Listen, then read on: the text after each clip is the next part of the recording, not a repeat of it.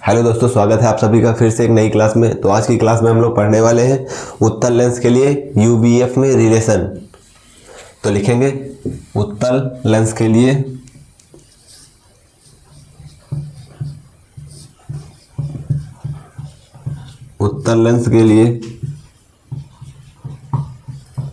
लिए one by f is equal to 1/v minus का 1/u सूत्र का निगमन।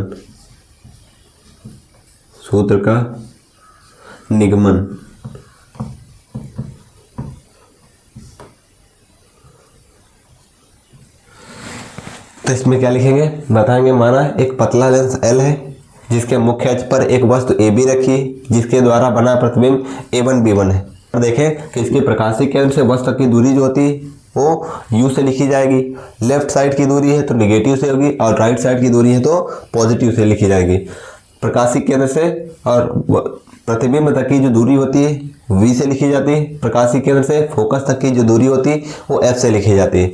ये याद रखेंगे कि जो लेंस के लेफ्ट साइड की दूरियां होंगी, चाहे लेंस हो या मिरर हो, लेफ्ट साइड की दूरियां निगेटिव और राइट साइड की दूरियां पॉजिटिव लिखी जाती है।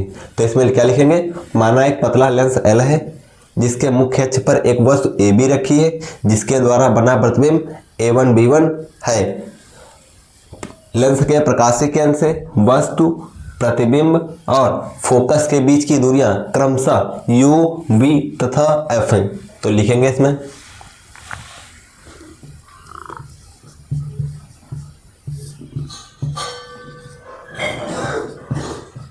माना एक पतला लेंस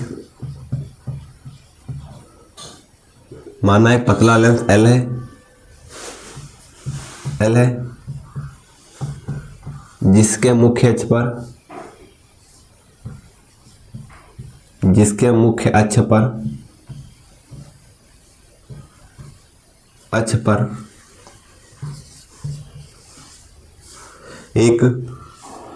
एक वस्तु AB रखी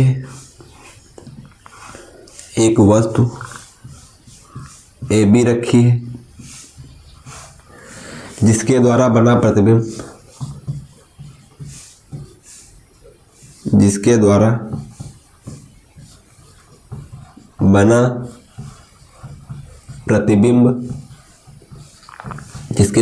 प्रतिबिंब A1 B1 है। माना लेंस के प्रकाशीय केंद्र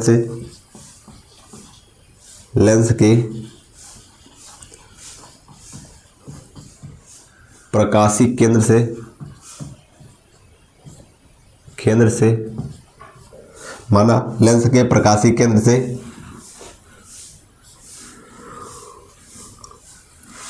वस्तु, प्रतिबिंब तथा फोकस के बीच की दूरियां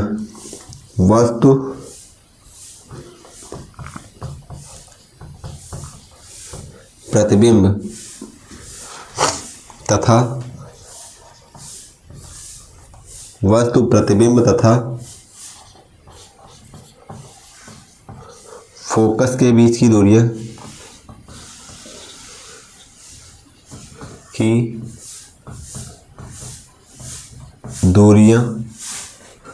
क्रमशः U, V तथा F हैं। क्या लिखेंगे कि माना एक पतला लेंस L है जिसके मुख्य अक्ष पर एक वस्तु AB रखी है जिसके द्वारा बना प्रतिबिंब A1 B1 है। इस लेंस के प्रकाशीय केंद्र से वस्तु, प्रतिबिंब तथा फोकस के बीच की दूरियां क्रमशः U, V तथा F है।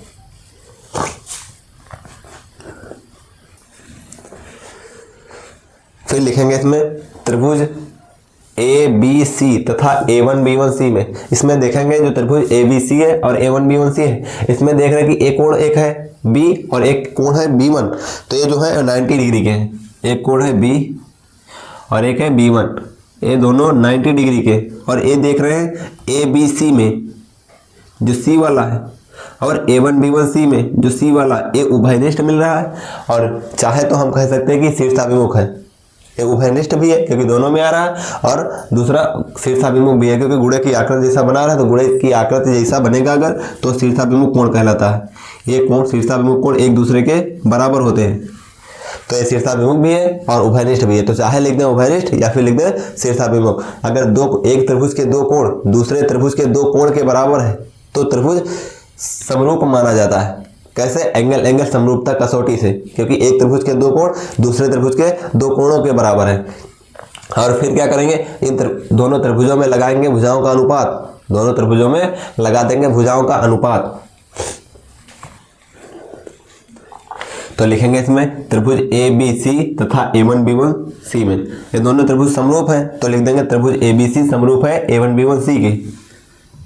त्रिभुज ABC समरूप है त्रिभुज A1B1 C के।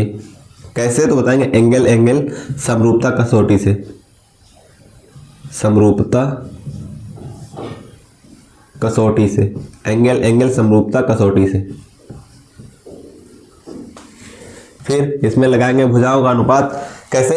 लंब का और आधार का अनुपात लगाएंगे। लंब ए है, आधार ए, लंब ए है, आधार ए है, तो लंब का लगाएंगे AB अपान A1B1 हो जाएगा।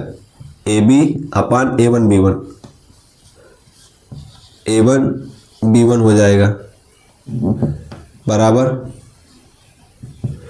BC अपान B1C BC अपॉन B1C ये हो जाएगा। इसको मान लेंगे इक्वेशन फर्स्ट। फिर क्या करेंगे, अब देखेंगे त्रिभुज OCF2 दिया है, A1B1 F2 दिया है, इसमें क्या देखेंगे, इसमें भी ये कोण 90 डिग्री का बन रहा है, ये 90 का बन रहा है, और ये एक तो उभयनिष्ठ है दूसरा शीर्षाभिमुख। एक त्रिभुज के दो कोण, अभी बताया ना कि एक त्रिभुज के दो कोण अगर दूसरे त्रिभुज के दो कोणों के बराबर है तो हम कहेंगे त्रिभुज समरूप है। कैसे? दो कोण बराबर ना, एक त्रिभुज के दो कोण दूसरे त्रिभुज के दो कोण के बराबर है, तो एंगल समरूपता कसौटी से। तो लिख देंगे त्रिभुज OCF2 समरूप है किसके? A1B1 F2 के। त्रिभुज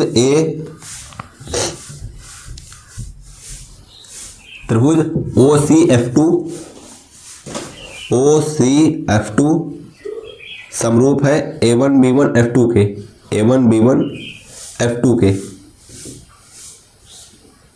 F2 के।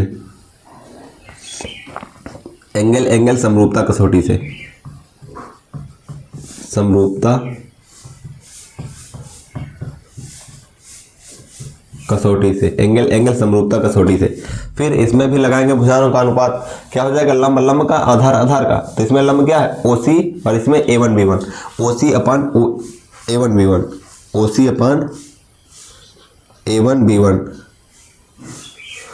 OC अपान A1B1 बराबर आधार का CF2 by B1 F2, CF2 by B1 F2 equation मान लो सेकंड इक्वेशन। दोनों समीकरणों को हल करेंगे।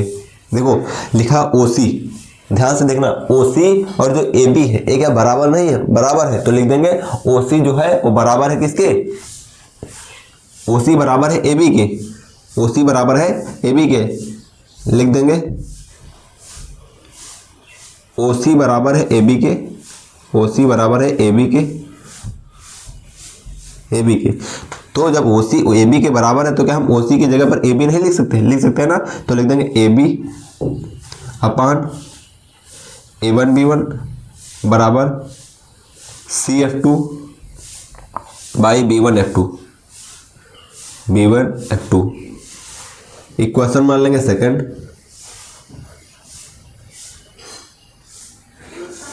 इक्वेशन। अब दोनों समीकरणों की तुलना कर देंगे, देखेंगे कि लेफ्ट साइड में जो देख रहे हैं कि लेफ्ट साइड में जो लिखा है वो यहाँ पे लिखा है, राइट साइड की दूरियां बराबर हो जाएंगी। तो लेफ्ट साइड के पक्ष बराबर है, राइट साइड के जो टर्म्स लिखे हैं उनको भी बराबर कर देंगे। तो लिख देंगे by equation first and second, by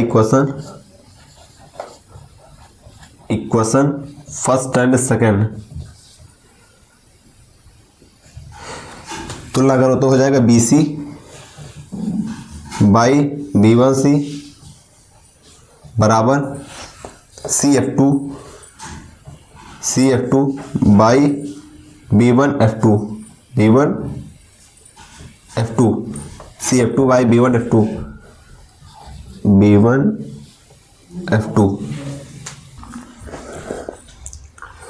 फिर क्या करेंगे, लिखा है BC अपान B1C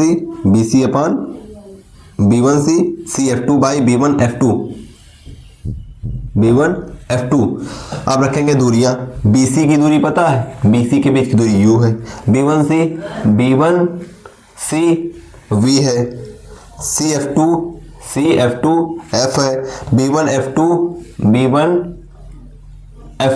ये दूरी नहीं पता है तो क्या करेंगे, V में से F को हटा देंगे, लिख देंगे BC की दूरी माइनस का U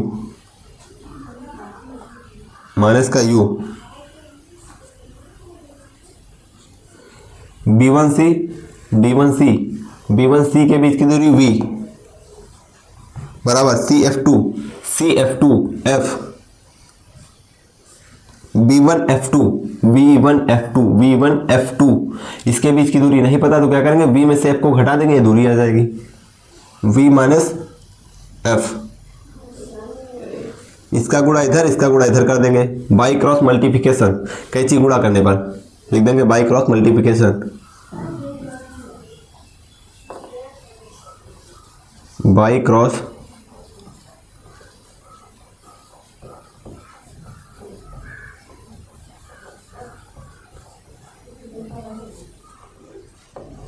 कैंची गुणा करने पर क्या हो जाएगा, इसका जब इधर करेंगे तो बनेगा माइनस का UV, इसका इससे करेंगे तो बनेगा प्लस का FU, इसका जब इससे करेंगे तो बनेगा FV, माइनस वाला उधर भेज देंगे तो क्या हो जाएगा FU,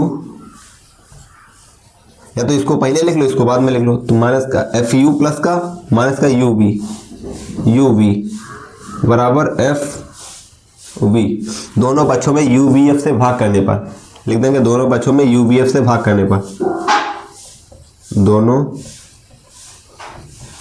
पक्षों में UVF से भाग करने पर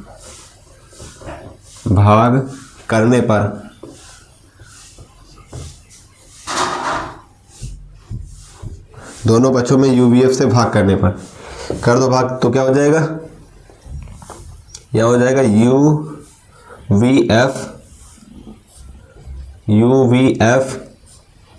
UVF का U से U कटा, V से V कटा, F से F कटा, V से V कटा, F से F कटा, U से U कटा, तो बचा 1/V माइनस का 1/F is equal to 1/U।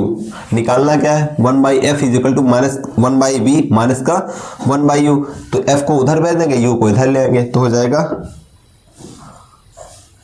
1/F, इसको उधर ले जाएंगे इसको इधर लाएंगे तो हो जाएगा 1/F इज इक्वल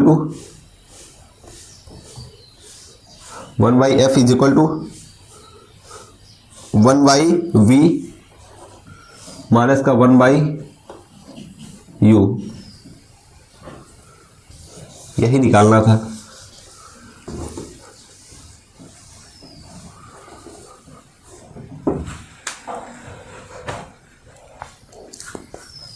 तो आज के लिए बस इतना ही, मिलते हैं फिर नेक्स्ट क्लास में, और नेक्स्ट क्लास में हम लोग पढ़ेंगे अवतल लेंस के लिए 1/F is equal to 1/V minus का 1/U सूत्र का निगमन।